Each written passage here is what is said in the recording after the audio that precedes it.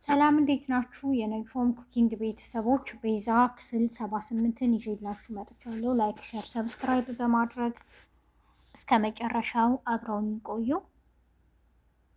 ሉላ እህቷ ላይ እና እሷ ላይ አክስቷ ይህን ማድረጓ በጣም አናዷታል። እኔ ምን ማድረግ ነው ያለብኝ? በዚህ ሰዓት ማንም ሊያምነኝ አይችልም ትላለች። ወደ ኩቻም በመሄድ ነገሮችን ሁሉ ትነግረዋለች። እኔ በማላውቀው ነገር አክስቴ ይህን ሁሉ ድርጊት አደረገች፣ እኔም ማመን እስከሚከብደኝ ድረስ እያለች የተፈጠረውን ሁሉ ትነግረዋለች። በዚህ ሰዓት እኔ ምንም የማምነው ሰው አልነበረም፣ ግን አክስትሽ ይህንን ማድረጓን አምኜ ተቀብዬሻለሁ እያለ ይነግራታል። ግን አሁንም አክስትሽ ከእኛ ጋር እንደምትገናኝ ማወቅ የለባትም ይላታል። ቤዛም በጣም ተናዳለች በአክስቷና በእህቷ ድርጊት። እንዴት እህቴ ካደችኝ በማለት ትናደዳለች። ሱራፌልም ሁሉም ነገር ይቅር፣ ከዜሮ እንጀምራለን፣ ለእኛ ምንም አይደለም፣ ደግሞ አንዲት መኪና አለችን፣ በሷ ራይድ ሹፌር ሆኜ እሰራለሁ፣ ለጊዜው ያለን አማራጭ እሱ ነው ይላታል።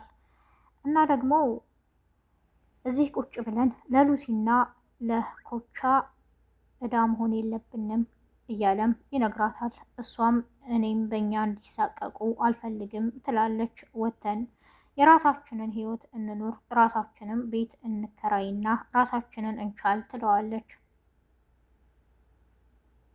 ሱራፌልም በእሷ ሀሳብ ይስማማል።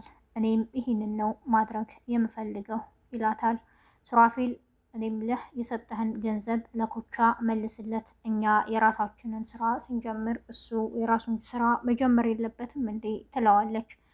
እሺ እመልሳለሁ ይላታል። የነሉላ አክስት ወይዘሮ ዘርፌ ዶክተሩ እቤት መጥቷል ድንገትና ቁጭ ብላ ከሱ ጋር ወሬዋን ቀጥላለች። እኔ ቤዛን እወዳት ነበር እያለ ወሬውን ቀጥሏል። እሱ ይህንን የሚያደርገው ያለውን ንብረቱን በሙሉ በቤዛ ሰበብ መውሰድ ስለፈለገ ነው። እውነት ይሁን ውሸት ያልታወቀ እሷ አምና ተቀብለዋለች። እና ታዲያ ቤዛን እየወደድካት ወንድምህ አገባት እያለችም ወይዘሮ ዘርፌ ታውጣጣለች። አዎ ይላታል። እና ሉላን ብትድሪም ብዬ ነው ደግሞ ብሎ ይነግራታል። ወይዘሮ ዘርፌ እሷ የምታስቀድመው ለራሷ ጥቅም ብቻ ነው። ሉላ እርጉዝ እንደሆነች ታውቃለች። ስለ ልጇ ደህንነትም የተጨነቀች መስላ ብዙ ጊዜ ጠይቃታለች። እሷ ደግሞ አሁን እሷን ለባል ለመስጠት ትደራደራለች። እናም ሉላ ስትመጣ ትነግራታለች። ዶክተሩ መጥቶ ነበር ትላታለች። ምን ሊያደርግ? እሱ እኮ ለእኛ ምን እንደሆነ ታውቂያለሽ እያለች ትነግራታለች። ወይዘሮ ዘርፌ ልታምናት አልፈለገችም። ወይዘሮ ዘርፌ የራሷን ጥቅም ብቻ እያሰበች ነው። አሁንም ድንገት ዶክተሩ ይመጣል። ሉላ በጣም ትደነግጣለች። ትታቸውም ትገባለች። ከአክስቷ ጋር ካወራ በኋላ ወጥቶ ይሄዳል። እና ከሉላ ጋር ምን አወራሽ በማለትም ከሄደ በኋላ ዶክተሩ ወደ ወይዘሮ ዘርፌ በመደወል ይጠይቃታል። በአንድ ጊዜ እሺ ልትል አትችልም፣ ስለዚህ እንጠብቃለን እያለች ታወራዋለች። እና ደግሞ ለምን እንግዳ የሆነህ ቤት አትመጣም ትለዋለች። እሱም በዚህ ሀሳብ እስማማለሁ ይላታል። ሉላን ዛሬ እንግዳለን ትላታለች። ሉላ ሲጀመር ከውጭ ስገባ እዚህ ጠረጴዛ ላይ ምግቡ ሁሉ ሞልቶ ሳየው ምንድን ነው ብያለሁኝ እና ታዲያ እኔ ምን ላድርግ ትላታለች። ልብስሽን ቀይሪ በማለትም ትነግራታለች። አንቺ አክስቴ ነሽ ወይስ ነፍሰ በላ? ምን አይነት ጨካኝና አረመኔ ነሽ ትላታለች። አንቺ እውነት አክስቴ ነሽ? እንደ እናቴ ሁነሽ ያሳደግሽኝ የወንድምሽን አማና የተቀበልሽ ትላታለች። እኔን ነው እንደዚህ ብለሽ የምትናገሪኝ እኮ ቃል ጥሩ አይደለም፣ እየረገምሽኝ ነውም ትላታለች። አይ ምርቃት እንዲሆንም ትፈልጊያለሽ እንዴ? ስለ ክፋትሽ ነው የነገርኩሽ። እኔ ከዚህ ከዶክተር ጋር ምንም የማደርገው ነገር የለም።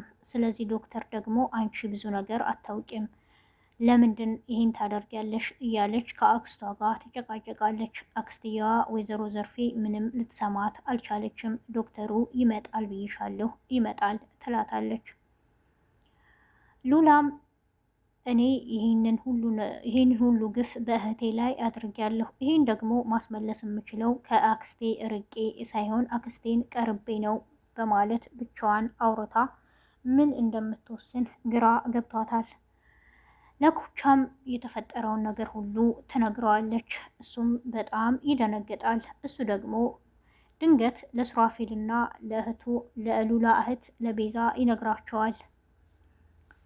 ቤዛም እህቴ እርጉዝ ናት፣ እንደዚህ ሆና ደግሞ ሌላ ባል ልታገባ አትችልም። ይህን ሁሉ ግፍ የምታደርግባት አክስቴ ከሆነች በጣም ክፉ ናት። ስለዚህ እኔ እሷን ስለምመስል መንታ ስለሆን ዶክተሩን ያግባኝና ልሂድ፣ ከዛ እኔ የማደርገውን አውቃለሁ ትላለች። ሱራፌል በጣም ይናደዳል። አይሽ አይደለ ካንተ ውጭ ሌላ የምትይው ነገር ዛሬ እንዴት ይህን ልታደርግ ይቻልሽ? ይላታል። እህቴ ነፍሰ ጡር ናት፣ ይሄ ሁሉ ግፍ ሲደረግባት ዝም ማለት አልችልም ትለዋለች። እኔ ደግሞ ከዚህ ወጥተሽ እዛ ዶክተር ቤት እንድትኖሪ አልፈልግም ይላታል። ሱራፌል ወንድሙ ባደረገው በጣም ተናዷል።